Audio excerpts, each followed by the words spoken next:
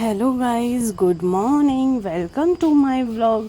और आज हमारे व्लॉग की शुरुआत कुछ स्पेशल है क्योंकि आज हमारे डैडा की मॉर्निंग हमारे साथ हुई। और हमारे साथ इसलिए हुई क्योंकि आज है संडे और आज हमारे डैडा हमारे साथ ही खेल कूद कर रहे थे। जब अनिरुद्ध का पेट भर गया डैडा के साथ तो वो दादी के साथ खेलने लगा और दादी ने भी बहुत इन्जॉय किया अनिरुद्ध के साथ। थोड़ी देर इन्जॉय करने के बाद दादी को याद आया आज तो अनिरुद्ध हॉस्पिटल जाएगा, तो दादी भी उसको झट से अंदर ले आई और अंदर आकर उसको हमने तैयार कर दिया था। जब भी उसके दादू ड्यूटी से आए तो उसको बाय बोलने के लिए आ गए थे। दादू अनिरुद्ध से इतना प्यार करते हैं कि उसके बिना एक मिनट नहीं रह सकते।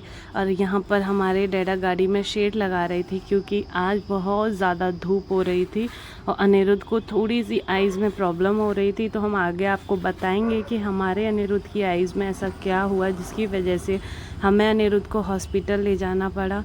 और दादू अनिरुद्ध को बाय बोलने आ गए। दादू भी थोड़े मायूस हो रहे थे कि अनिरुद्ध को हॉस्पिटल लेके जाना पड़ रहा है उसकी आइज़ की वजह से।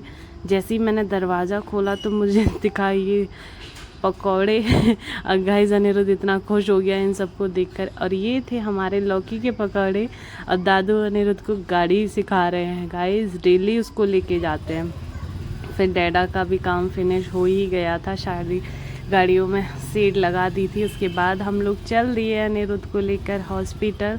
और यहाँ पर अनिरुद्ध बहुत ज़्यादा ही मायूस हो रहा था क्योंकि एक तो उसके दादू हमारे साथ नहीं आए थे, ऊपर से उसकी आइज़ में इतनी सारी प्रॉब्लम हो रही थी। इस वजह से ही हमने शेड लगाया था गाड़ी में। और गाइस यहाँ पर हम और डैडा बहुत देर बात करते हुए अपने रास्ते को एंजॉय कर रहे थे। और अनिरुद्ध थोड़ा परेशान भी हो रहा था क्योंकि उसको धूप से थोड़ी ज़्यादा ही प्रॉब्लम हो रही थी। और यहाँ पर अनिरुद्ध बार बार पापा पापा बोल रहा था। तभी उसके डैडा बोले, अरे देख लो तुम्हारे साथ पूरे दिन रहता है मगर मेरे से, और ये पूरे दिन मम्मा के साथ रहता है मगर इसको बोलना पापा ही है।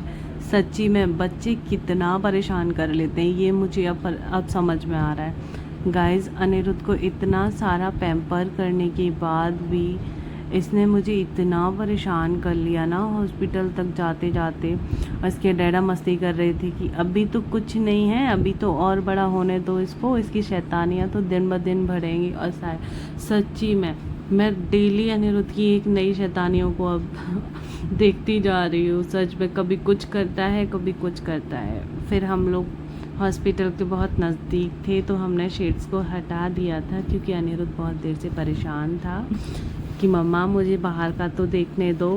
तो फिर अनिरुद्ध के लिए हमने इतना सेक्रीफाइस किया क्योंकि उसको ना क्या हुआ था कि धूप से उसकी आइज़ में एलर्जी हो गई थी, धूप और डस्ट की वजह से।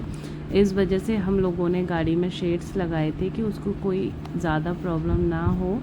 और उसकी आइज़ में ना रेडनेस बहुत ज़्यादा हो गई थी। क्या हुआ था कि पहले एक में ही थी फिर दूसरी में भी हो गई थी। तो हम लोग गए थे BM शाह हॉस्पिटल जो कि है सुपेला भिलाई में।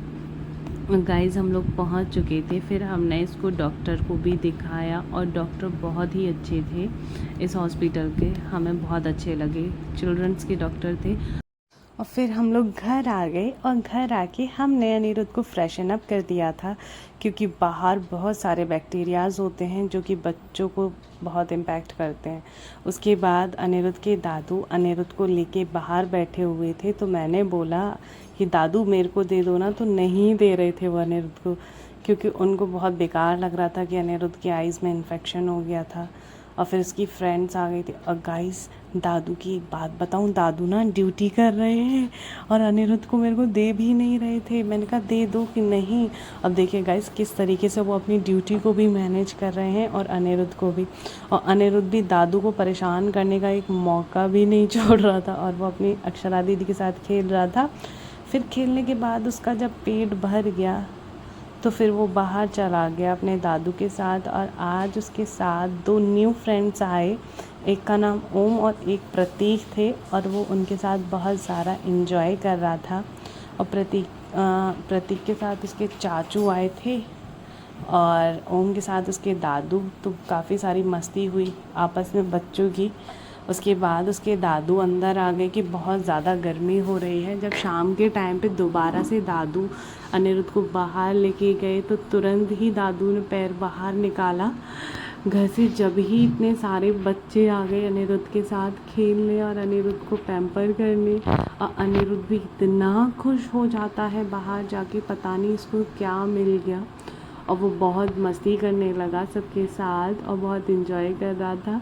और जैसे ही मैंने गोलू की तरफ देखा और गोलू की एक्टिविटीज़ शुरू हो गई कि चाची देखिए ना, आज हमारे के साथ हमारे ब्लॉग की एंडिंग होती है। Bye bye, good night. और आप सभी को हमारा ब्लॉग कैसा लगा लाइक करिए, कमेंट करिए और फॉलो करिए। Bye bye.